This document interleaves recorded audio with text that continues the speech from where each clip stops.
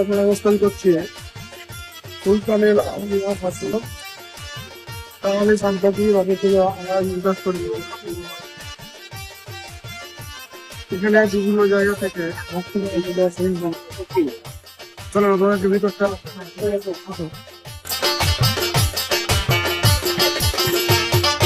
সিলাতে বসিল বাবা পাইতে মাওলার দিদার, সিলাতে বসিল বাবা পাইতে মাওলার দিদার।